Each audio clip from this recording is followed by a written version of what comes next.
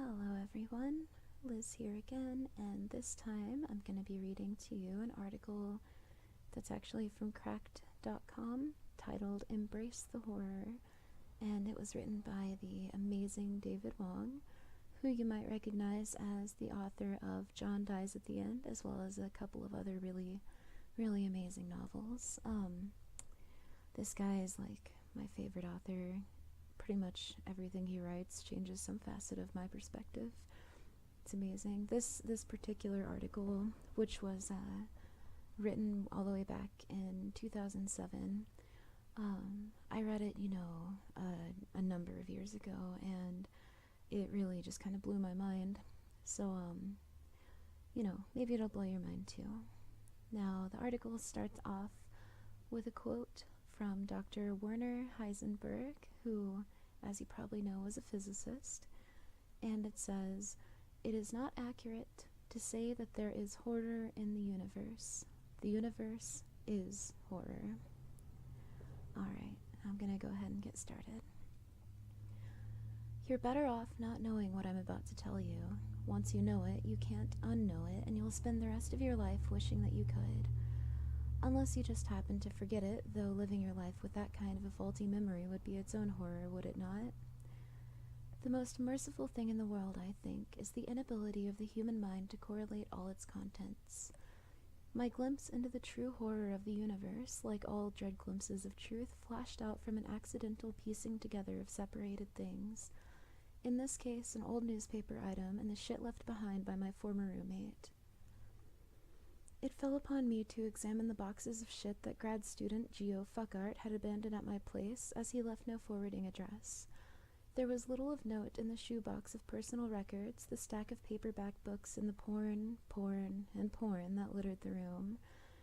But there was one box which I found exceedingly puzzling. Not the box itself, it was merely the empty cardboard container which once contained a Nintendo GameCube. But what could be the meaning of the queer clay bas-relief, a sort of sculpture on a flat surface, I found inside it? I did not know. I would have been happier if I had remained in my slumber of ignorance. Alright, I'm gonna pause here. There are pictures in the article, I'm realizing this now. And this one, I'm pretty sure he explains it, but the bas-relief sculpture thing actually has a flying spaghetti monster on it. Alright, continuing. The second discovery that would forever plummet me down the horror hole came when I was cleaning out my refrigerator. In the remote reaches of the produce drawer at the bottom, I found the remains of an old piece of fish wrapped in a newspaper.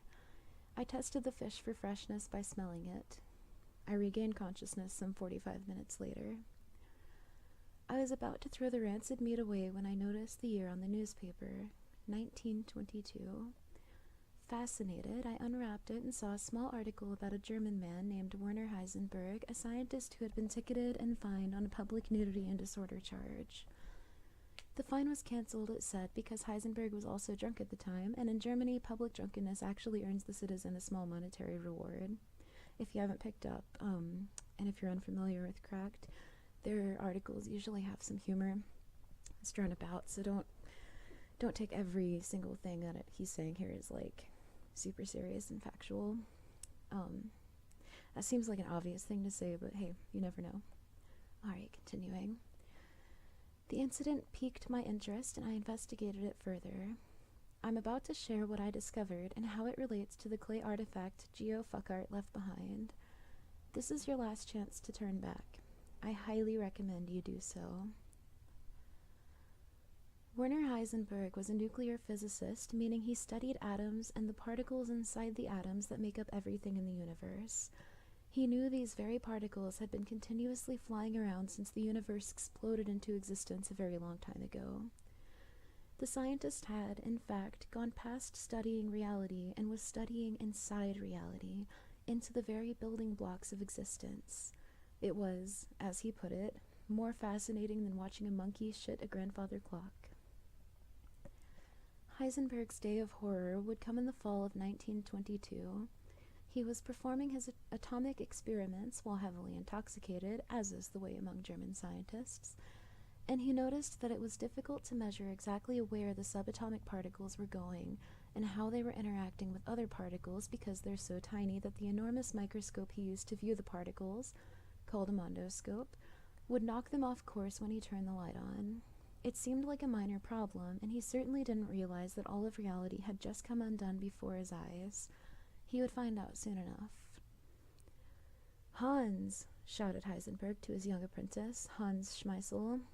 "I cannot measure the movement of the subatomic particles because when I flip the switch on the mondoscope, the machine itself throws them off their natural course." Schmeissel looked at the mondoscope, then at Heisenberg, then at a printout of the results scrolling out of one of their gigantic diesel-powered computers. The apprentice began screaming. "What is it?" demanded Heisenberg, clutching the shrieking young man by the lapel. "You're shrieking like a woman. Remember your penis." "But, Herr Heisenberg," stuttered the assistant, tears streaming down his eyes. "Do you not see? You said when you scattered the particles from their natural course. Or you said you did scatter the particles from their natural course when you turned on the mondoscope, but it is not so." "Fool!" shouted Heisenberg, slapping the man across the jowls. "Look at the results." "But I have. It is true they were scattered by the mondoscope, but the particles are also still on their natural course." "That's impossible, you sausage-stinking ass." "Do you still not see?" squealed the apprentice. "The mondoscope is itself made of the same particles you are observing with it, and so is this laboratory, and so is your hand, and so is your brain." Heisenberg did not understand. Instead, he grabbed a leather strap and gave the assistant a sound beating, for it was not considered proper among physicists at the time for an apprentice to talk back to his master. "But sir," squealed Hans from the floor as the leather strap lashed across his shoulders with a sound like a gunshot, "my brain is made of atoms, and atoms only react to other atoms and energies present in the world. They cannot be changed. It was destined from the beginning of time that I should talk back to you just now." "So be it," screeched Heisenberg, "and so it was also destined from the beginning of time that I should thrash you for it." In the throes of his beating frenzy, Heisenberg had not yet realized that all of reality as humans had ever understood it had just melted away right there in his lab. But in the long night that followed, the truth landed on him like a jackboot on a ferret. Neighbors found Heisenberg that next morning, naked, clinging to the branch of an elm tree and screaming insults to the wind. The tree, he ranted to the police who tried to coax him down, would always grow according to the quality of the soil and the rainfall and the air and the genetic code in the seed from which it grew. "If you change one factor, you change the tree," slurred Heisenberg, beery urine dribbling down his thigh. "It is as sure as flipping a switch. As it is for the tree, it is for the man in the tree." Heisenberg wept, his genitals vibrating with his sobs. "Don't you get it?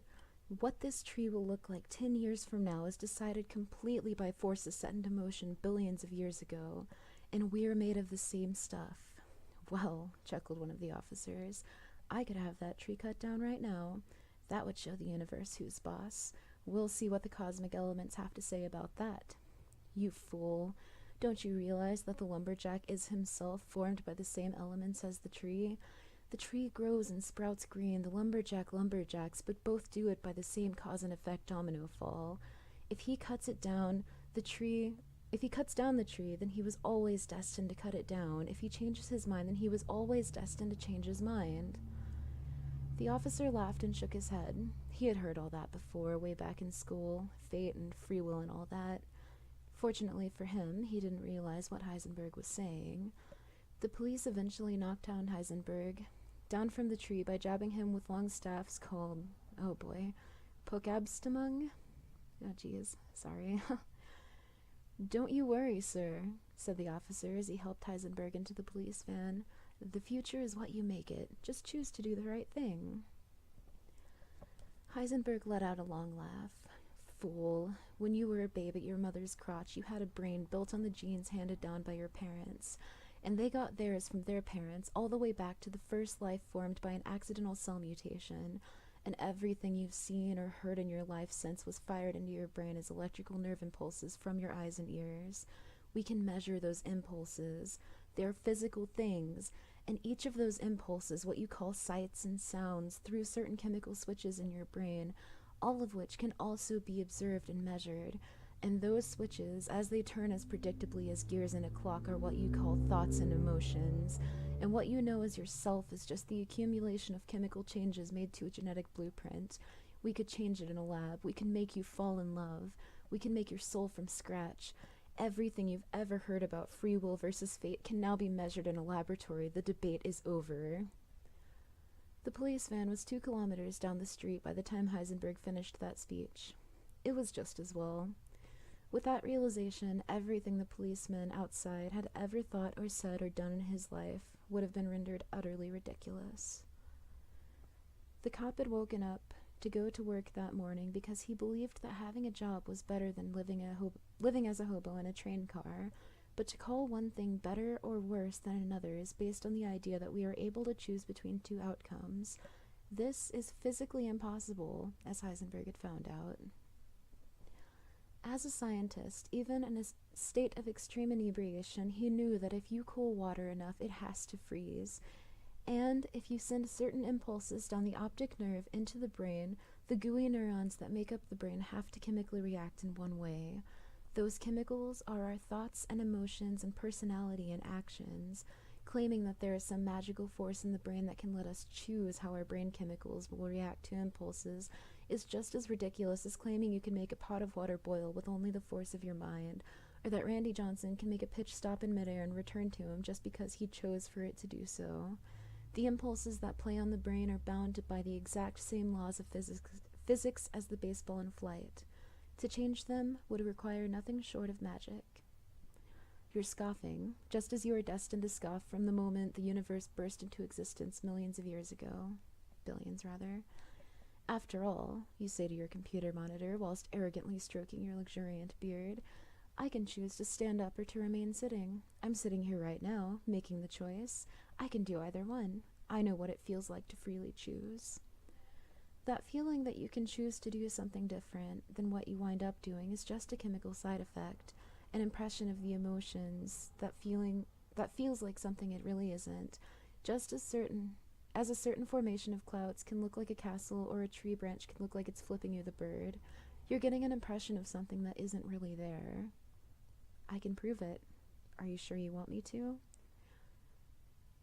Okay, you already know that there is a difference between the statement, the waterfall is 50 feet high, and the statement, the waterfall is awesome.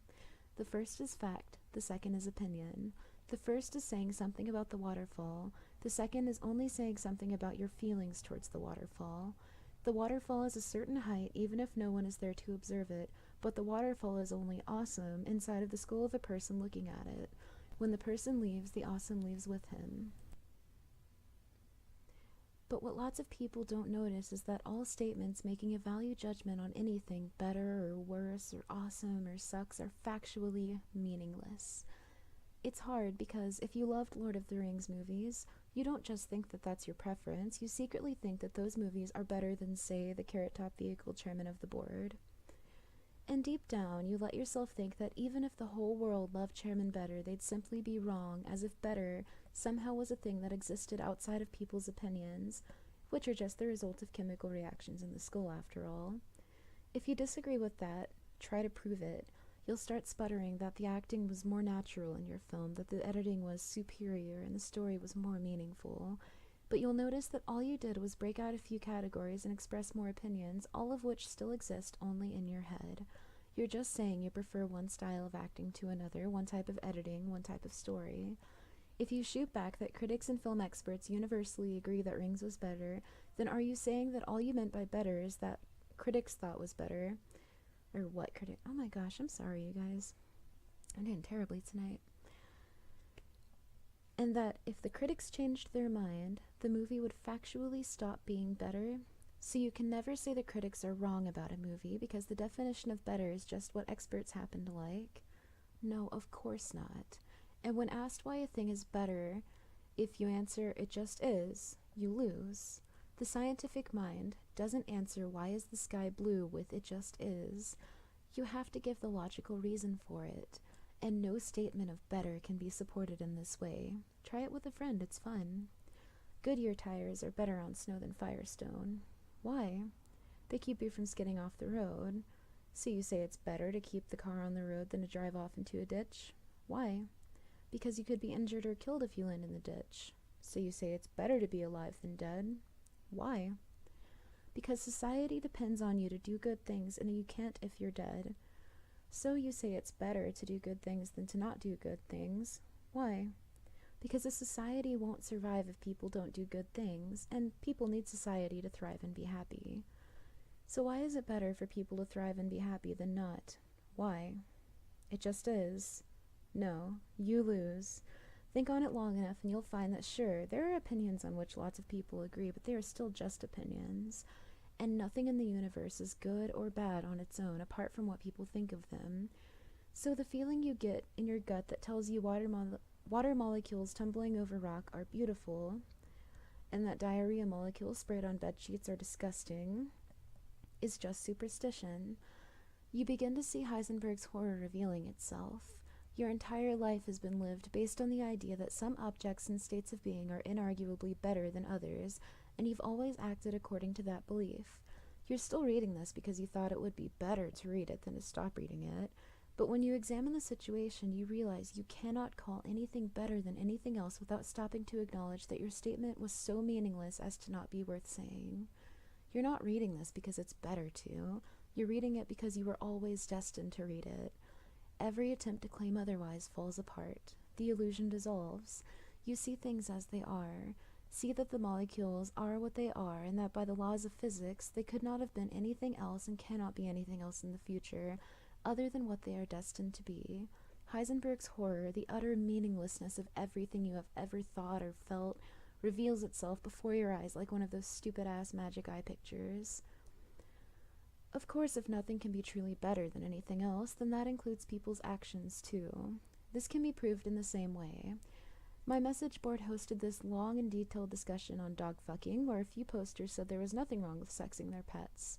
The response was as loud and angry as it was clumsy and futile. But the dog can't give consent, it's like rape. What if she presents herself to me sexually the way she does with another dog? But the dog could be injured.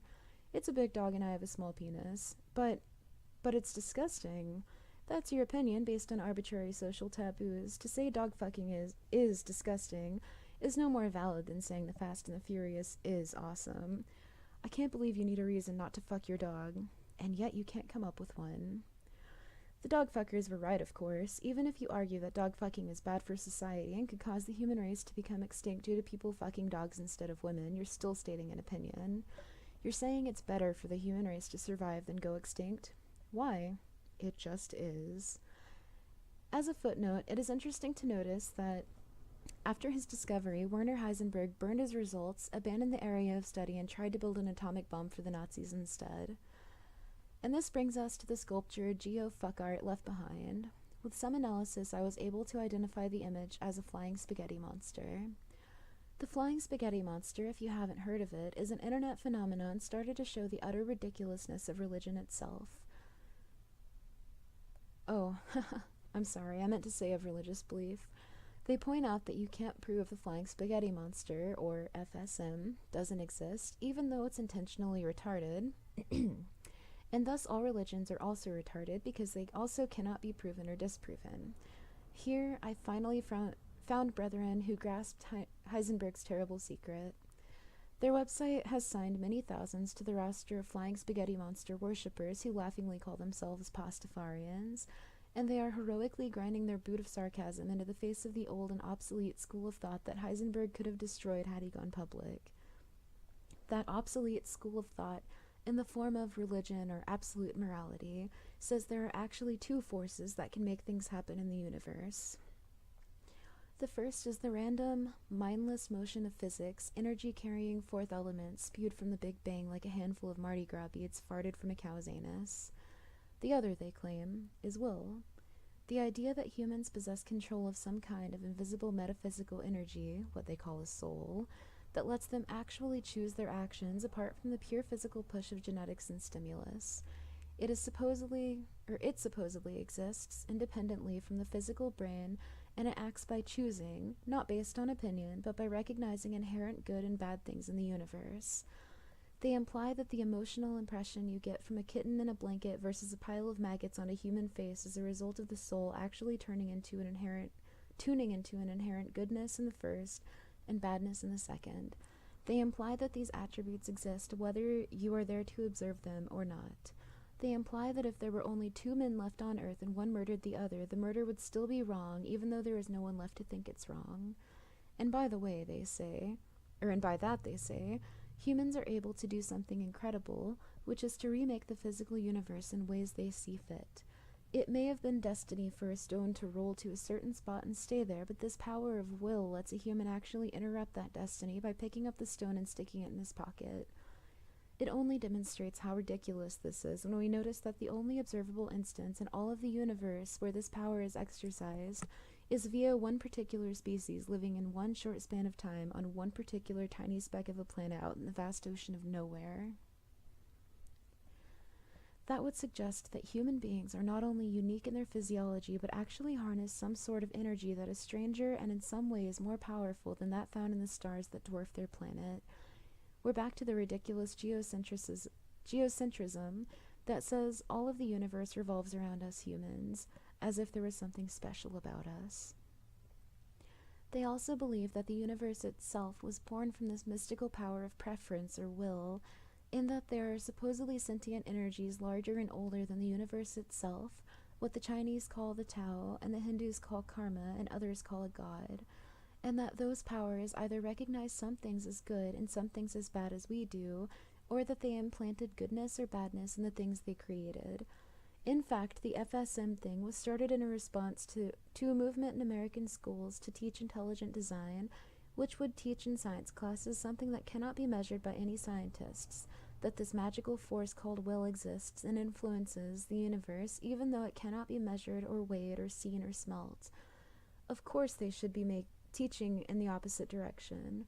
They should be debunking the silliness of free will, which also cannot be measured or seen or smelt, and obliterating the concept of morality, which is made up of as many it just is or you just should statements that also cannot be proven in a laboratory.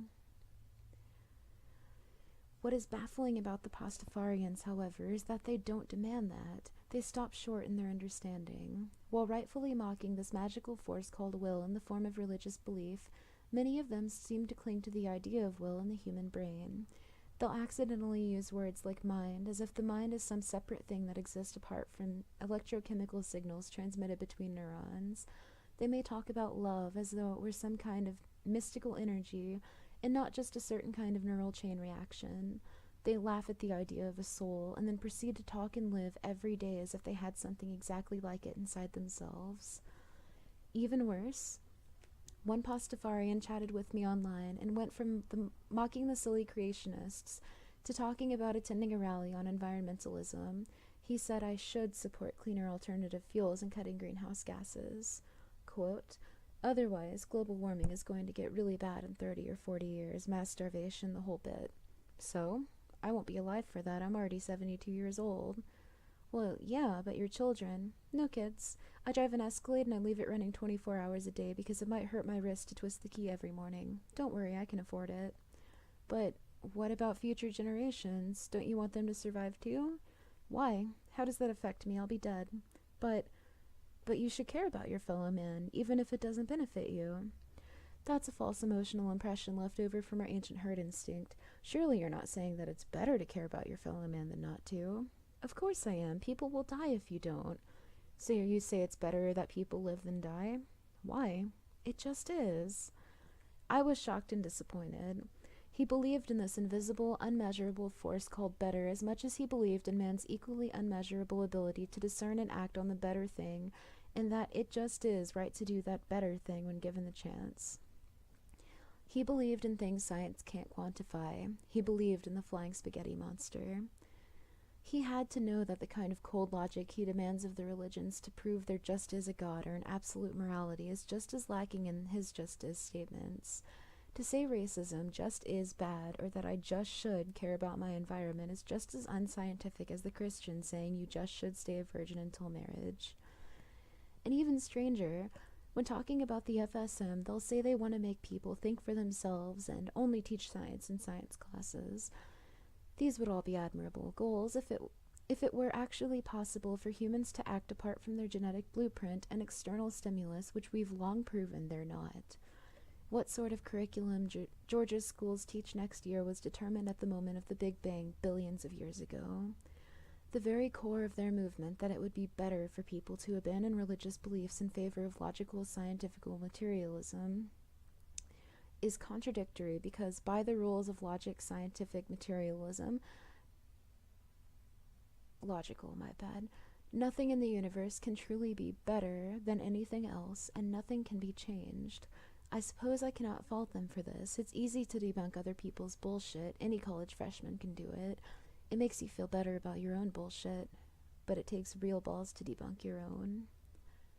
After all, it is the exact same anthropomorphism that lets humans look into the sky and see God that lets them look to their own brain and see free will.